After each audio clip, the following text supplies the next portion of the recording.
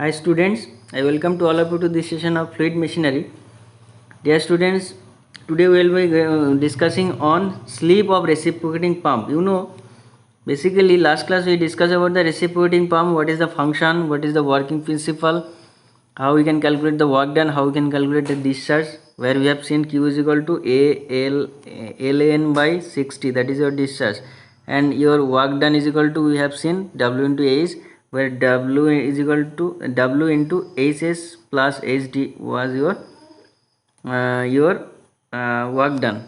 Now this W, if I just convert in W is equal to, we know that rho G Q. Okay, W is equal to M into G, and M is equal to rho AV into G, and AV is equal to G. So rho AV is equal to Q. So rho G Q into H. Okay, so this rho into G into Q means your LAN by 60 into HS plus HD, that was the work done per second. Okay, that work done I have calculated last class, and if you are calculating power, then you have to divide by 1000, that is your in kilowatt, you will be getting the answer. Clear? So today we will be discussing sleep as well as for the discharge and work done and power required to drive a double acting pump. Double acting pump means, last class we discussed about the single acting pump. Here basically there is two suction pipe, two delivery pipe, and one piston, one cylinder. This is your delivery pipe, this is your delivery pipe, suction pipe, suction pipe. Now what happened, when the suction is created in this side, at that time delivery is done in this side. Okay, and again when the suction is created in this side, at that time water is delivered in this pipe. Okay, so in one single stroke, two delivery stroke and two suction stroke we are getting. Clear? Like this. Now that is why it is called your double acting pump. Okay, this is your connecting rod. That means when the piston is moving from leftward to rightward, then here the delivery stroke is done and here suction stroke is done. When the piston is moving from rightward to leftward, then here delivery stroke is done, delivery water is delivered, and in this portion water is sucked. Okay, clear? So what happened, if you are calculating the discharge, then first of all, if D is the diameter of the cylinder and small d is the diameter of the piston.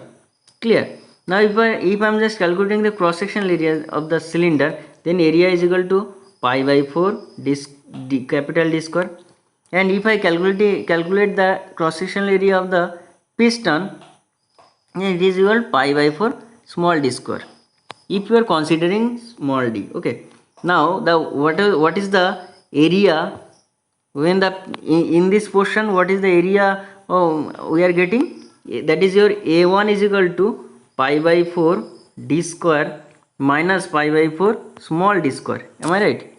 So that is written here, A1 is equal to this, A is equal to this, so pi by 4 d square minus d square. Now if I calculate the volume of water displaced, that is your volume is equal to what? Area into stroke length. So area is what? There is two types of area we are getting.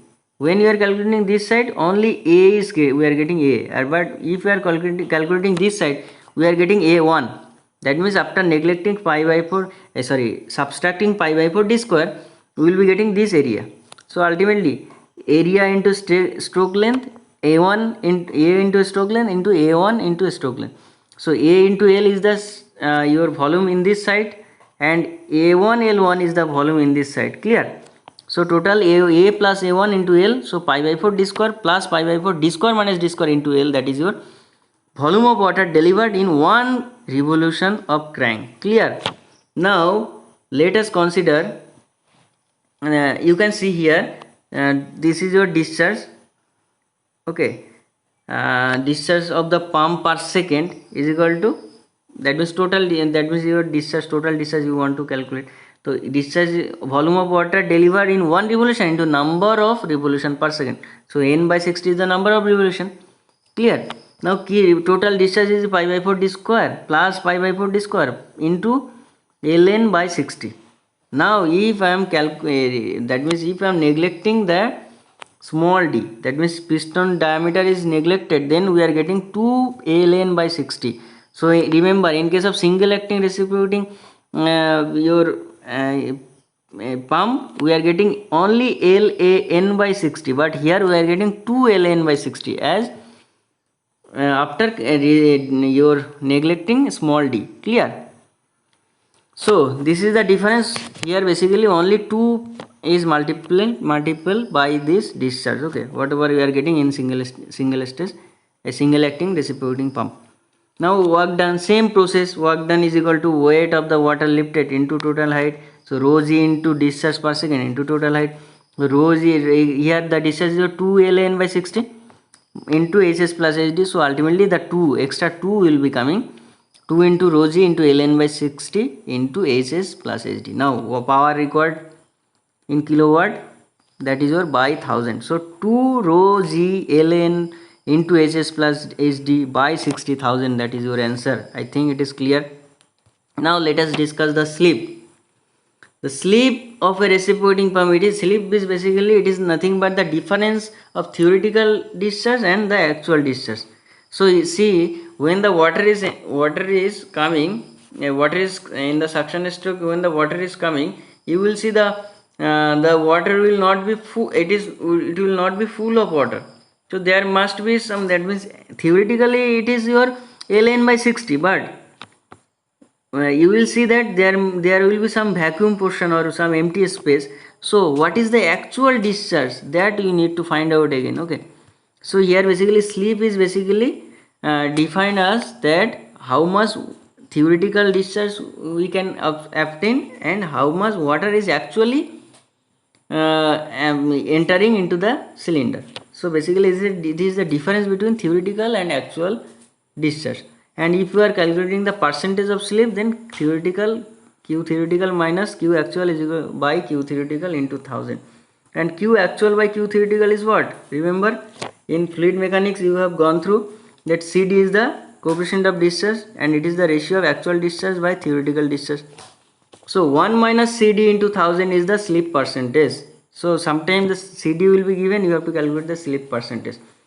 When the negative slip when you are getting this value is negative, then it will be you can say it is your negative slip. That means at that time the theoretical discharge is less than actual discharge. So when these phenomena is coming, then you will get negative slip of the reciprocating pump. So I think it is clear. So today up to this this is your assignment also. So solve the assignment and submit to me in my official mail, that is your dheeraj.mondal@jiscollege.ac.in. and if you are liking the video, then please subscribe my channel and don't forget to press the bell icon, and please share this video with your friends, those who are relevant to this subject. Okay, otherwise don't share. And if you are just liking my initiative, please subscribe my channel and grow this channel. And any type of query, any type of request video, if you want, then you can write me in the comment section. I will get back to you. So thank you. Today up to this. Jai Hind.